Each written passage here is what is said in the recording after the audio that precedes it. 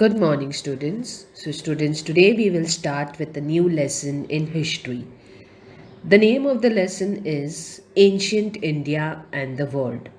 Now, this chapter is divided into two parts, 2 points. The first one is India and the countries of the West, and the second one is India and other countries in Asia. So, first, let us see India and the countries of the West. People of the Harappan civilization had developed trade relations with the countries of the West. We had seen the chapter Harappan civilization in the first term, okay, where how the people used to stay over there, how they used to live, okay. Ever since then, India has had economic and cultural exchanges with the outside world. Now we know that India have good relations with the other countries, that is with foreign countries, because of the trade, because the goods from our country goes to their country and the goods from their country comes to our country. Buddhism has spread to Afghanistan and to many countries of Central Asia. We know that Buddhism was started by Gautam Buddha. He used to preach people, tell people about Buddhism. So this religion Buddhism spread to many other countries. So it also spread to Afghanistan. During the period of the Iranian Empire, India's contact with the Western world increased. That means with the foreign countries, India's contact increased. The Greek historians of that period grew more curious about India. So they wanted to know more about India, the Greek historians. Their writings introduced India to the Western world. The routes, which were later used by Alexander, were opened for trade between India and the countries of the West. Under the influence of the Greek art of sculpture, a new form of art emerged in India during the Kushana period.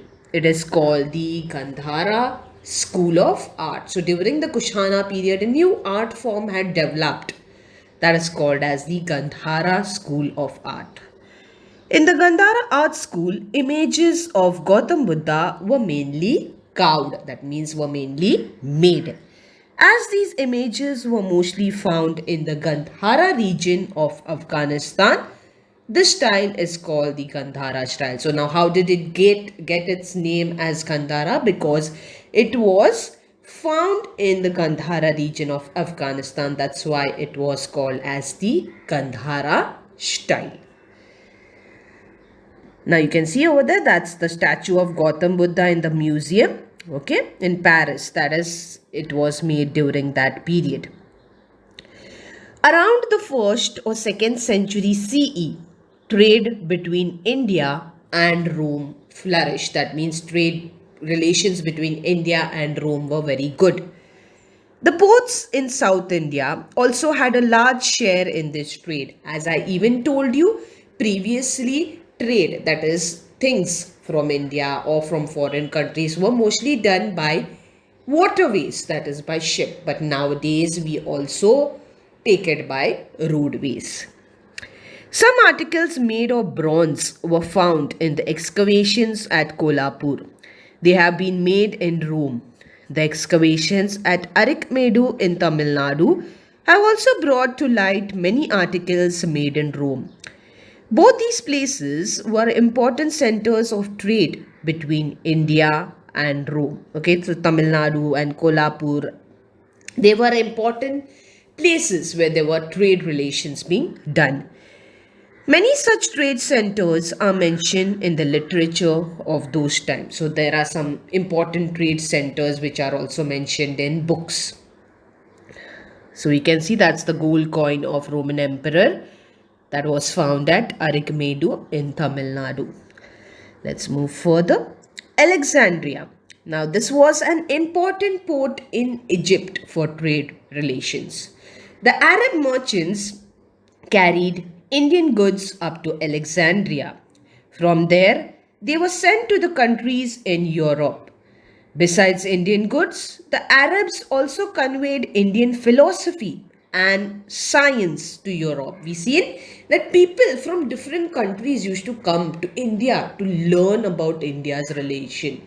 religion, and they went to their country and then they started translating because they were interested in that. Okay, the concept of zero is one of India's major contribution to the world.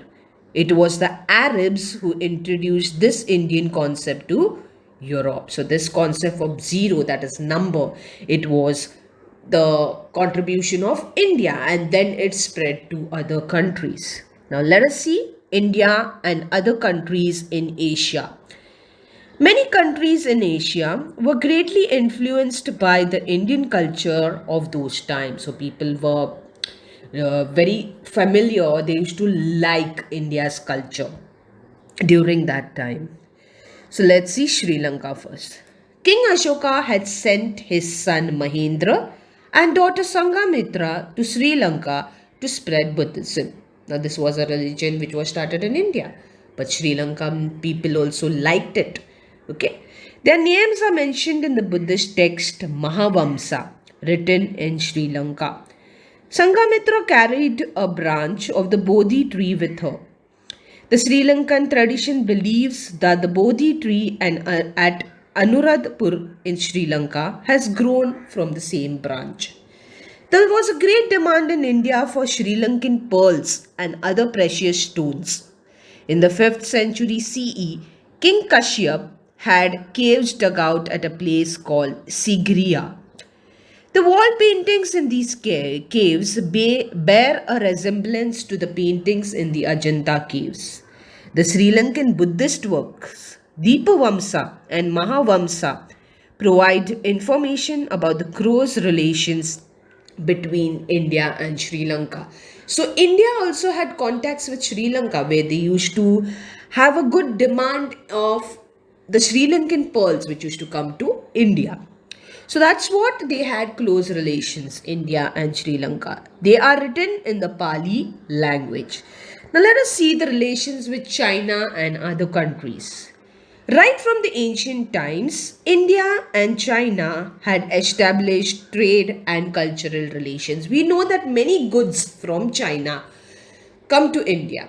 Okay, so they had good relations, India and China. Emperor Harshvardhan had even sent an ambassador to the Chinese court. Chinese silk was known as Chinan Shuka and was in great demand in India. So this silk cloth was great demand in India. That cloth used to come from China. Merchants in ancient India supplied Chinese silk to Western countries. The land route by which the silk trade was carried on was called as Silk Route. Now, from where this, from the way, from the road which this silk used to come, that road was also given a name as Silk Road or Silk Route. Some ancient places in India were connected to this route, like Nalasopara near Mumbai in Maharashtra was one such place.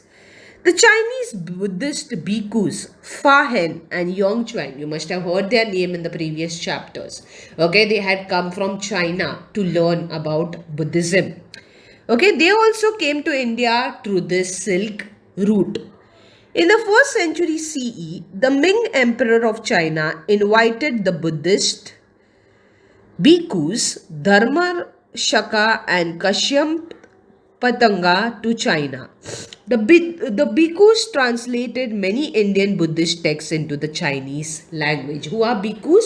Followers of that religion. Okay. This gave impetus to the spread of Buddhism in China. Later on, Buddhism also reached Japan, Korea, and Vietnam. So we seen that the religion which is learned or taught by Gautam Buddha in India spread to so many Western countries also. Okay. Now let's see countries in Southeast Asia. The ancient kingdom of Funan in Cambodia was established in the 1st century CE. Evidence is available from Chinese tradition that an Indian named Kautilya established it. People of Funan knew the Sanskrit language. A stone inscription of that period is still in existence. Stone inscription where people do carving on the stone. It is in Sanskrit. In many other countries of Southeast Asia too, Small kingdoms established by people of Indian origin had emerged. These kingdoms helped to spread Indian culture in Southeast Asia. Indian culture had a deep impact on the art and cultural life of Southeast Asia. That is, there were dance, dramas based on stories from the two Indian epics, that is, two Indian stories, Ramayana and Mahabharata, which is an old story, are even popular in Indonesia today. Okay, this influence continued to increase over the years. In the ancient period, the Buddhist religion spread to Myanmar, Thailand, Indonesia, etc. Okay, so this religion spreads to so many different places. In the later years, temples of Lord Shiva and Vishnu were also built there. So there were not only that this religion spread, but there were also temples built of Lord Shiva over there. This year, we have revived Indian history from 3000 BC to the 8th century CE. Next year, we will study the history of India from the 9th century CE to the 18th century CE. That is, the history of this period will be known as medieval period. So, here we end with this chapter. We will learn the next chapter in the next video. Thank you for listening, children. Goodbye. Take care.